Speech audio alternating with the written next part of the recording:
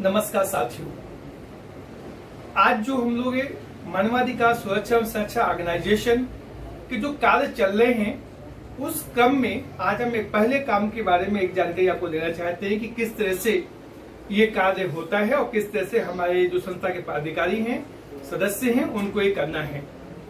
ये कार्य सभी के लिए है, जितने लोग जुड़े हैं, चाहे वो संस्था के पर किसी पद पे हो या ये संस्था के नामक सदस्य हों, चाहे वो राष्ट्रीय लेवल पे हों, चाहे वो विधानसभा लेवल में हो या ग्राम लेवल में हो, यह कार्य सभी के लिए अनिवार्य कार्य है। जैसा कि संस्था का नाम है मानवाधिकार सुरक्षा एवं संरक्षण ऑर्गेनाइजेशन, यानी हम लोगों के अधिकारों के लिए लड़ाई लड़ते हैं। लोगों के अधिकारों के हनन होने पर उनके अधिकार दिलाने का काम ये संस्था करती है। तो उसी क्रम में जो संस्था का पहला मुख्य उद्देश्य के अनुसार जो कार्य है वो है हमारा जन सुनवाई का कार्य।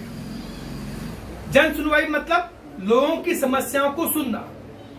मैंने कल के वीडियो में बताया था कि संस्था के सभी पदाधिकारी जिले लेवल के हों, प्रदेश लेवल के हों, मंडल लेवल के हों, राष्ट्रीय लेवल के हों, कोशिश करें कि अपने यहाँ पर एक जन सुनवाई का आयोजन करना सुनिश्चित करें।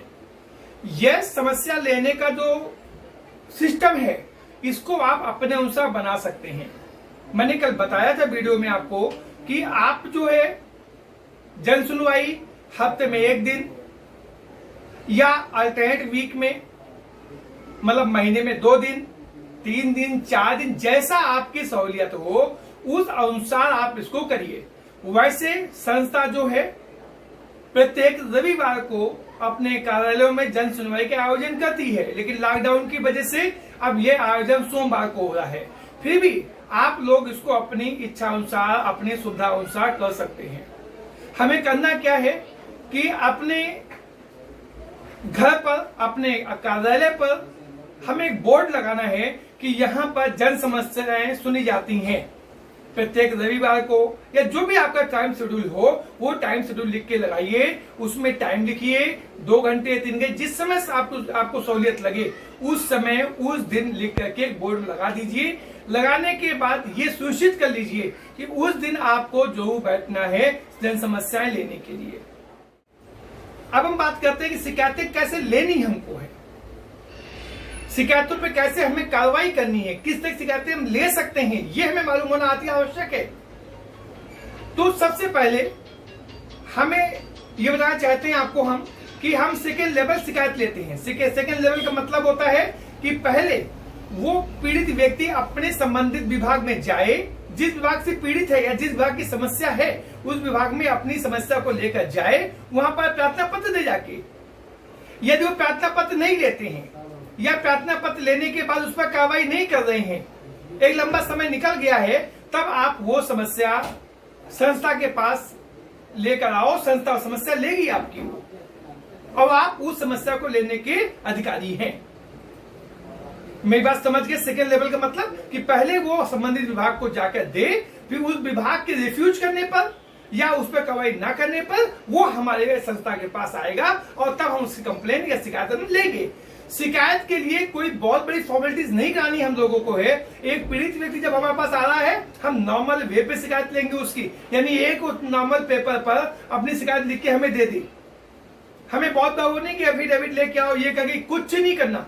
हम पीड़ित व्यक्ति को बहुत सरल भाव से काम करना हम लोगों को उसके साथ में है।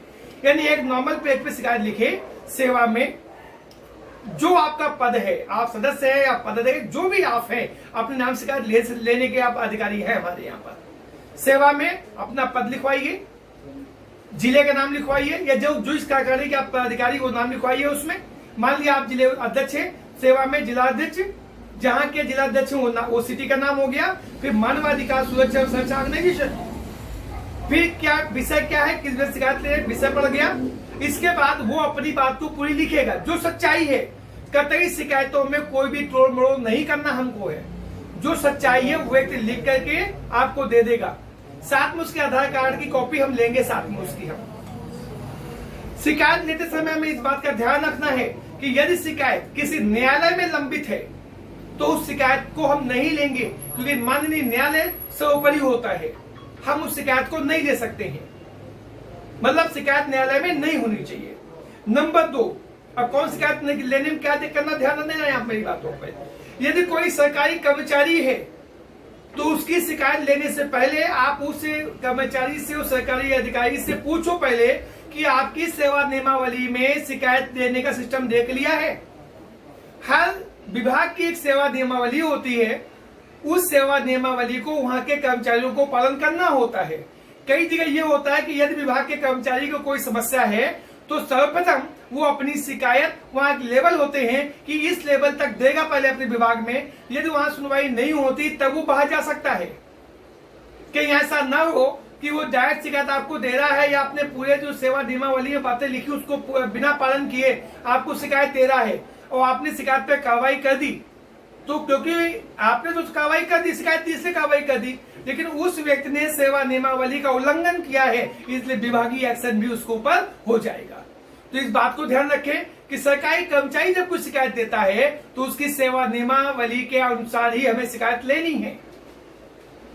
क्लियर? अब इसके बाद हमें करना क्या है, शिकायत ले ली आपने। शिकायत लेने के बाद जो हमारे पुराने पदाधिकारी हैं जिनको संस्था की तरफ से अथॉरिटी है कि वो अधिकारियों से बात कर सकते हैं, डायरेक्ट है, तो वो ये देखें किस विभाग की शिकायत है, इस शिकायत को कौन सा अधिकारी डील करेगा।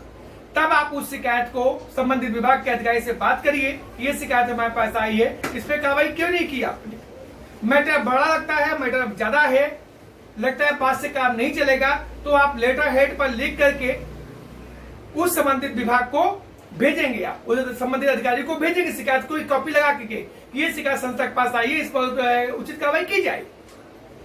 भेजने से पहले संस्था के हेड ऑफिस को पूरी कंप्लेन व्हाट्सएप करना जरूरी है, वहां से अनुमति मिलने के बाद ही संबंधित अधिकारी को आपको भेजना है।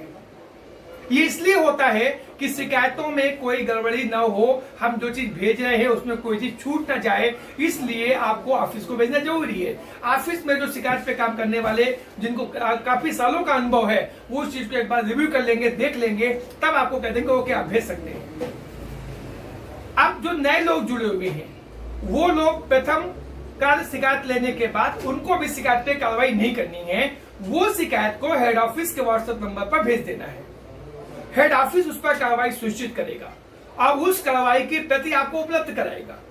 उस कार्रवाई को कैसे करना है, क्या किया हमने, क्यों किया, ये आपको हेड ऑफिस से बताया जाएगा, सिखाया जाएगा। कहने मतलब हम आपको 5 से 6 महीने ट्रेनिंग देंगे इस तरह की, जिससे जब आप संबंधित अधिकारी का शिकायत भेजिए या उससे बात करें तो बात करने में, शिकायत भेजने में किसी प्रकार की कोई त्रुटि न रह जाए।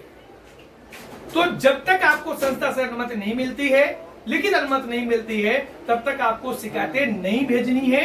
आपको संस्था के ऑफिस शिकायत भेजनी है और ऑफिस में ही फिर उससे ऑफिस से ही उनका शिकायतों का निवारण करवाया जाएगा। मुख्य बात मैं बताना चाहता हूं, क्योंकि संस्था सभी शिकायतों पर निःशुल्क कार्रवाई करती, कोई चार्जेस नहीं लेती संस्था हमारे यहाँ पर। तो ये सुनिश्चित कर लें संस्था कोई भी पदाधिकारी या सदस्य किसी भी तरह का शुल्क, किसी भी तरह के शिकायत का खर्चा पीड़ित व्यक्ति से नहीं लेगा। शिकायत का खर्चा संस्था खुद उठाती है, आपको सिर्फ उससे शिकायत लेनी है, नॉर्मल कंडीशन में शिकायत लेनी है। कुछ कंडीशंस में हम लोग एफिडेविट शिकायत लेते हैं, वो उन गंभीर मुद्दों पे लेते हैं जो कि बहुत बड़े मुद्दे, बहुत गंभीर मुद्दे होते हैं और हमें ऐसा शक होता है कि ऐसा न हो जो आज शिकायत करता है, शिकायत लेके आया है, ये कल पलट न जाए। तो उन शिकायतों को हम लोग जो है एफिडेविट 10 रुपए के एफिडेविट पे लेते हैं और नोटरी करवा के लेते हैं, विद गवाह और उसकी फोटो सहित लगवा के लेते हैं उस शिकायत को। साथ में आप कोई भी शिकायत जो सामाजिक समस्याओं की है वो आप ले सकते हैं। जैसे कोई भ्रष्टाचार है, कहीं कोई सरकारी मशीनरी भ्रष्टाचार कर रही है, जैसे गांव में शौचालय की समस्याएं, शौचालय बहुत गलत तरीके से बनाए जा रहे हैं, आधे अधूरे बनाए जा रहे हैं, ऐसी शिकायतों को लेने से पहले संस्था से बात कर लें। हम शिकायतें ऐसी लेते हैं और लेकर के इन पर कार्रवाई करते हैं। लेकिन ये बड़े मुद्दे हैं, भ्रष्टाचार के मुद्दे हैं, तो ऐसे मुद्दों पर जब शिकायत आए तो आप संस्था से बात करिए, हेड ऑफिस बात करिए, फिर हम उसका फॉर्मेट बताएंगे किस से शिकायत लेनी है, तब इन शिकायतों को हमको लेना है। ठीक है, हमारी बात समझ में आ गई होगी। साथ में सभी पदाधिकारी, अब इस समय जैसे आपको जो मौसमी बीमारियां क्षेत्र में फैलती हैं उसके लिए सरकारी मशीनरी काम नहीं करती है, तो ऐसे मामले हम स्वतः संज्ञान ले सकते हैं। जैसे क्षेत्र में दवा छिड़काव ना होना, फॉगिंग ना होना, बरसात के मौसम में जो है जल भराव होता है, जल भराव की वजह से डेंगू मच्छर या तरह तरह की बीमारियां पनपती हैं, तो ऐसी चीजों को आप स्वतः संज्ञान ले सकते हैं। शिकायत का इंतजार नहीं करिए, आप स्वतः संज्ञान ले सकते हैं कि हमारे क्षेत्र में या इन क्षेत्रों में दवा छिड़काव नहीं हो रहा है, और शिकायत बना करके संबंधित विभाग को भेज सकते हैं, या संस्था हेड ऑफिस बात करके कैसे भेजना है वो जानकारी प्राप्त करके संबंधित विभाग को भेज सकते हैं। आपके क्षेत्र में रोड लाइटें खराब हैं, आपके क्षेत्र में कूड़ा जमा है, सफाई नहीं हो रही है, जल भराव हो रहा है, यानी कोई भी सामाजिक समस्या ऐसी है जिन समस्याओं से आम जनमानस को समस्या हो रही है, उन समस्याओं को भी हम लेकर के संबंधित विभाग को भेज करके अपने आसपास के एरिया को इन समस्याओं से मुक्ति दिलाएंगे। कभी कोई समस्या हो, संस्था का हेल्पलाइन नंबर 90448692616264 या आपातकालीन नंबर 9140414169 पर कॉल करके कभी भी आप 24 घंटे समस्याओं का समाधान प्राप्त कर सकते हैं, और कोई समस्या है तो आप उसकी जानकारी ले सकते हैं। कोई चीज पूछने में कोई परेशानी नहीं होती है बजाय गलत काम करने के। इसके बावजूद भी कोई समस्या आपको है, आपको कोई चीज समझ में नहीं आई है, आप हमें पर्सनल नंबर व्हाट्सएप करिए, हम आपको उन चीजों के बारे में जानकारी देंगे। धन्यवाद दोस्तों।